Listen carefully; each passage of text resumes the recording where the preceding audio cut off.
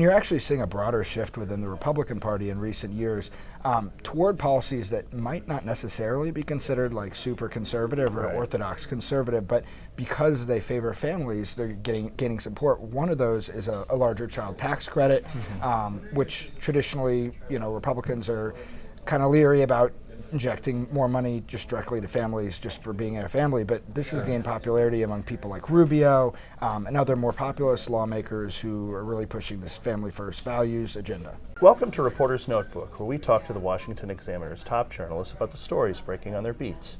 I'm Jim Antle. I'm joined today by economics reporter Zach Halaschak. Now, Zach, Elizabeth Warren wrote a book called The Two-Income Trap.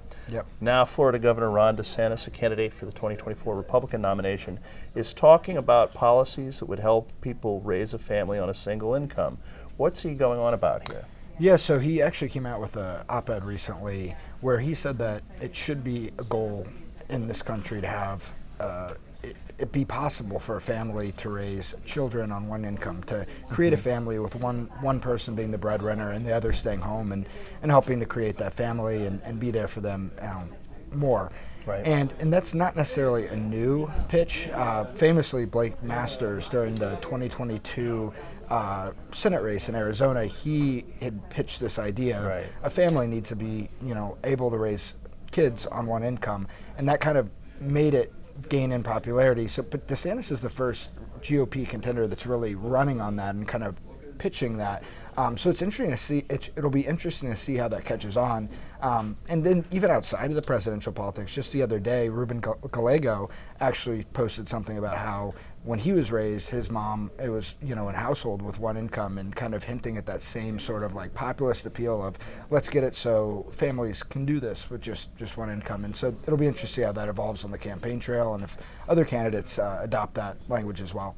Right, it does seem to be an idea that sort of unites or at least attracts a certain socially conservative populists with some progressives. Yeah, it's an interesting combination of the two. And you're actually seeing a broader shift within the Republican Party in recent years toward policies that might not necessarily be considered like super conservative or orthodox conservative, but because they favor families, they're gaining support. One of those is a larger child tax credit, which traditionally, Republicans are kind of leery about injecting more money just directly to families just for being in a family, but this has gained popularity among people like Rubio and other more populist lawmakers who are really pushing this family first values agenda. So you've taken a deep dive into the 2024 Republican candidates' economic platforms. What were some of the things that you found? Well, one kind of unifying factor that I'm seeing in a lot of these candidates is opposition to the debt limit deal that was crafted between McCarthy and the White House. I'm pretty sure almost every single candidate said they did not support the deal and they would have done something differently. They would have asked for more concessions from Democrats. They kind of frame it as McCarthy, kind of had this golden opportunity to exact big concessions on spending and to help the country's fiscal situation, and really just didn't use it to his full advantage. So that's one thing. And even former President Trump he was mum on it for a while. He's a McCarthy ally, and then later, expressed some, misgivings about it.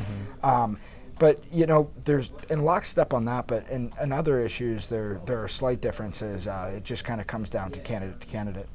So President Biden has been talking about the good news with falling inflation lately, but the latest headlines were not quite as favorable. Talk a little bit about what we're seeing. Yeah, so for the past 12 months before this last report, inflation, as gauged with the CPI, Consumer Price Index, has declined every single month on an annual basis. And an annual basis means basically the percentage change from a year before that. This time it actually ticked up. So it was up to 3.2%, and it was at 3% on an annual basis in June. And that's important because it's the first time it's ticked up on an annual basis in over a year. Although it must be noted that on a monthly basis, that is like the change from month to month. So from the change from June to July, it was 0.2%, which was the same as the month previous. And 0.2% is a relatively healthy rate, because if you look at that over a year course of time, that's like 2.4%, and the Fed wants inflation to be at a 2% level each year on an annual basis. So it wasn't the greatest news for Biden because it did tick up. but it could have been much worse. And it's really just going to come down to see where the longer term trend line goes in the next month, 2 months, and then year. And just, I think the idea is that inflation could meaningfully stay low and get even lower than it is now. That's certainly the goal of the Fed. Sure, and it would be the next few months where it would sort of determine what the Fed might do next on interest rates. Yeah, exactly. Right now, the Fed last hiked interest rates last month, and most economists or most investors and many economists kind of expect that to be the last rate hike of this tightening cycle. But if these reports keep showing inflation is not cooling as meaningfully as policymakers would like, and that maybe the labor market is remaining strong enough to withstand more rate hikes, it could cause the Fed to conduct another rate hike. And that's certainly something that economists aren't ruling out for September. But right now it appears on track that the Fed is going to end up pausing. But we're just going to have to wait to see more reports because it all comes down to the data involved. Definitely. Thank you, Zach. No problem. You can read Zach and the rest of our policy team's coverage at washingtonexaminer.com.